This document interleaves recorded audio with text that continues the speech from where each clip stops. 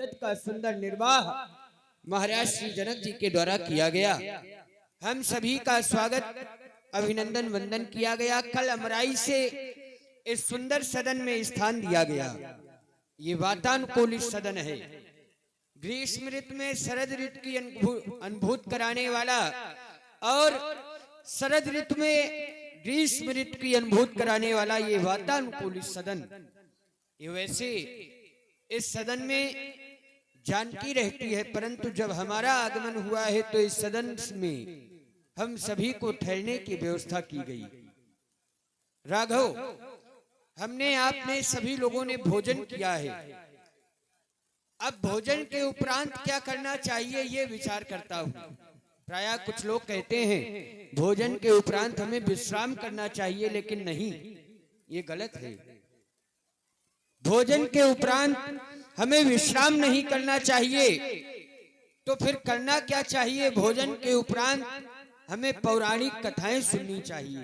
पौराणिक कथाएं अर्थात वो कथाएं जो पुराण में अंकित हो, ऐसी कथाओं को सुनना चाहिए। हाँ, आयुर्वेद कहता है व्यक्ति को भोजन के बाद विश्राम करना चाहिए। कब? एक ऋतु है, कौन सी?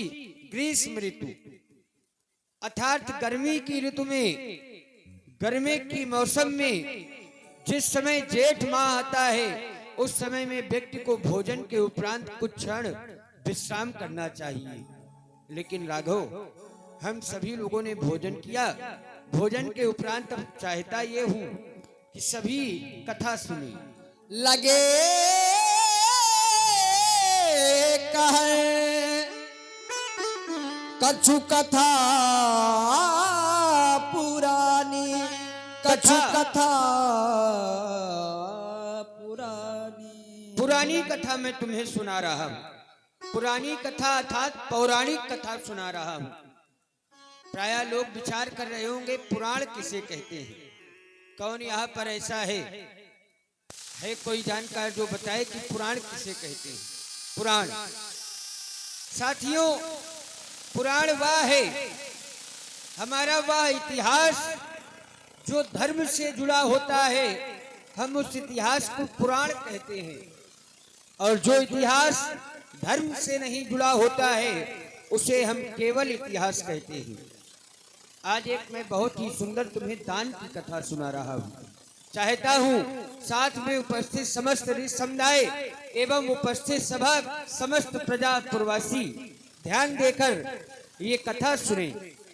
दान की कथा है कि व्यक्ति को दान क्यों करना चाहिए और कितना आवश्यक है ज्ञान।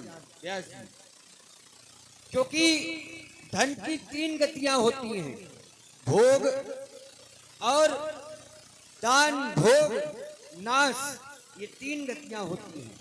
कोई भगवान की कथा हो रही है, शुभ चर्चाएं हो रही हैं, भगवान का कोई कार्य हो रहा है, उसमें दिया गया धन हमारा दान की श्रेणी में जाता है।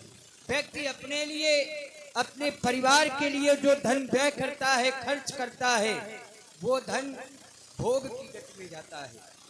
और जो व्यक्ति धन को नशा, जुए, शराब आदि में व्यय करता है, खर्च करता है, वह धन नाश की कोटि में जाता है।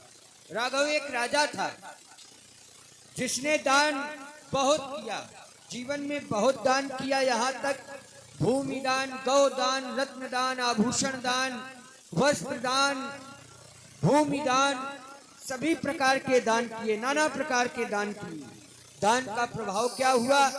दान का प्रभाव ये हुआ कि उस राजा को स्वर्ग की प्राप्ति हुई।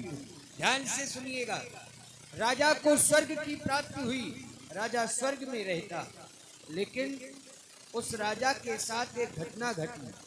घटना क्या घटी? राजा स्वर्ग में तो रहता, लेकिन राजा की कभी भूख नहीं शांत होती।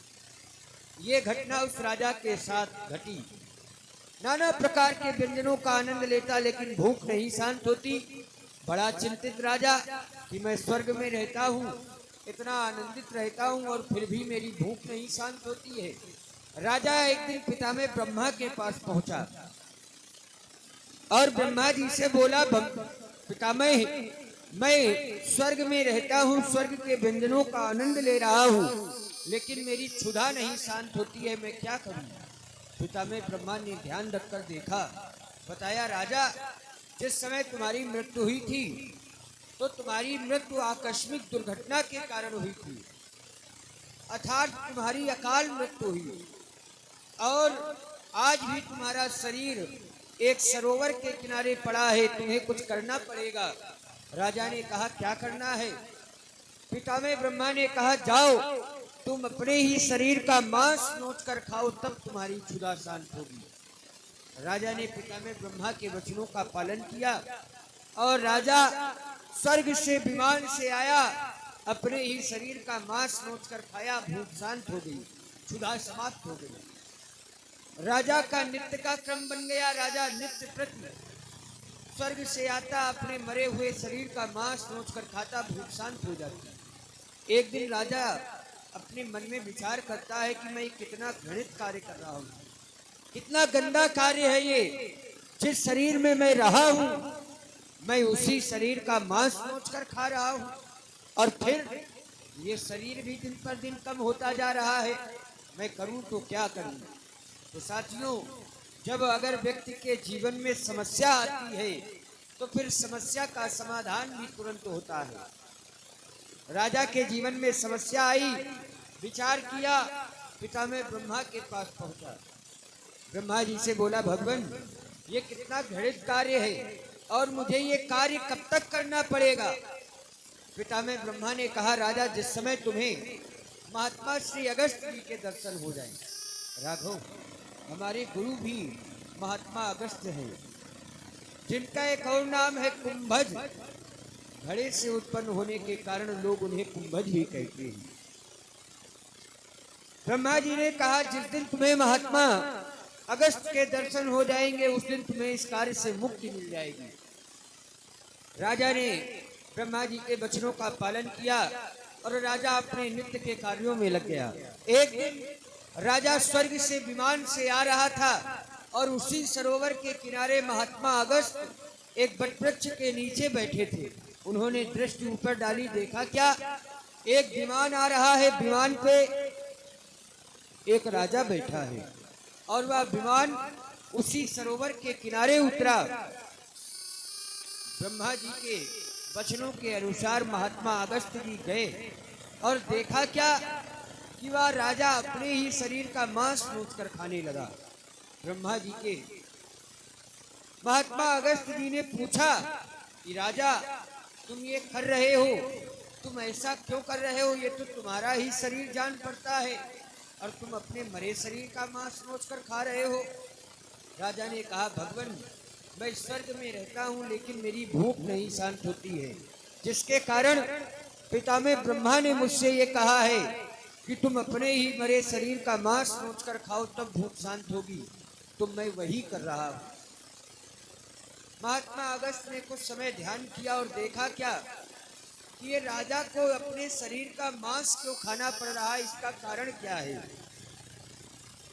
तो जिस समय महात्मा अगस्त ने ध्यान धरकर देखा तो जान गए और राजा से पूछा, राजा जानते हो तुम्हें ये क्यों करना पड़ रहा है। राजा बोला नहीं भगवान मैं नहीं जानता हूँ। महात्मा अगस्त ने बताया राघव कि तुमने जीवन में बहुत दान किया है, वस्त्र दान, आभूषण दान, रत्न दान, सभी प्रकार के दान किए, लेकिन तुमने जीवन में कभी भी अन्न का दान नहीं किया। अन्न का दान ना करने के कारण आज तुमको अपना ही मरा शरीर नोच कर खाना पड़ रहा है। ये अन्न के दान की इतनी बड़ी विशेषता महत्व मैंने आपको बताया राघव कि दान जीवन में कितना आवश्यक है। एक राजा ने अन्न का दान नहीं किया तो उसको अपने शरीर का मांस नोच कर खाना पड़ा। इसलिए व्यक्ति को सदैव दान करना चाहिए। भगवान की लीला कथा जहाँ पर भी हो दान करें। दान दिए कभी धन नहीं घटता है और ना ही कभी धन व नाश होता है, सदैव धन की सद्गति होती है। राघव उस राजा का नाम मैं अब आपको बता रहा हूँ, ये किस राजा की घटना है। तो ये राजा श्वेत की सुंदर कथा मैंने आपको सुनाई। राघव कथा कहते कहते मुझे समय का ही ध्यान नहीं रहा। देखो ना आकाश मंडल की ओर। व्यास जी, विगत दिवस गुरु आया सुपाई, संध्या करन चले दो भाई, संध्या करन चले दो भाई। कथा कहते कहते समय का ध्यान ही नहीं रहा। दान की कथा सुनने में इतने मग्न हो गए कि अपना ध्यान ही छोड़ गए। ध्यान देकर देखो, विगत दिवस, दिन का गमन, रात्रि का आगमन हो रहा है। लाल, सूर्य और चंद्रमा आपस में विरोधी हैं। दिन और रात आपस में विरोधी हैं। अगर दिन है तो फिर रात नहीं, अगर रात है तो दिन नहीं। लेकिन ये संध्या का समय ऐसा लगता है जैसे दिन और रात आपस में मिल रहे हो, मिलन कर रहे हो। तभी तो मनीषी लोग इस समय को संधि ऐसा समय कहते हैं। इस समय में व्यक्ति को अपने इष्ट की आराधना माँ गायत्री का परम ध्यान करना चाहिए। क्यों? क्योंकि आज समय वंदन का है, पूजन का है। इस समय में हमें अपने इष्ट की आराधना करनी चाहिए। लाल, ये सुंदर संध्या का समय है। प्रेमण की संध्या मूल है। राधे।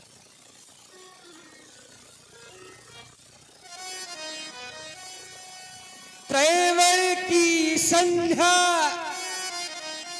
मूल है, नित्य सुखियों की शाखा जानो। नित्य कर्म धर्म तरु पत्ते हैं, ताते फल फूल प्रगट जानो।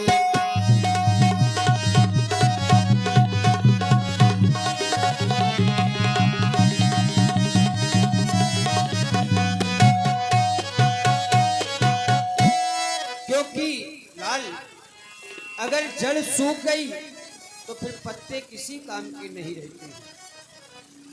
जड़ छीण भई तरु सूख गया, सूखी झाड़ी झरी पात गए। यही भांति सकल वर्णाश्रम के,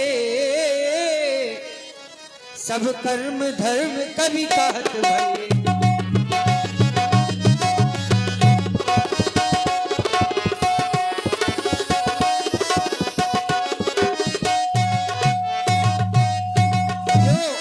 क्योंकि लाल गीता का सार है, कर्म किए जा फल की इच्छा मत कर रे भगवान।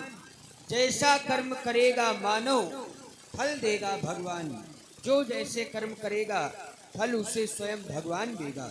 अस्तु हमें अच्छे कर्म करने चाहिए और अच्छे कर्मों में ये संध्या अति अच्छी है। अस्तु दोनों बंद हो जाओ, माँ गायत्री की परम उपासना करो, वंदना करो। सुंदर संध्या का समय है, संध्या वंदन करो, आशीर्वाद मैया से लेकर अपने जीवन को धन्य बनाओ।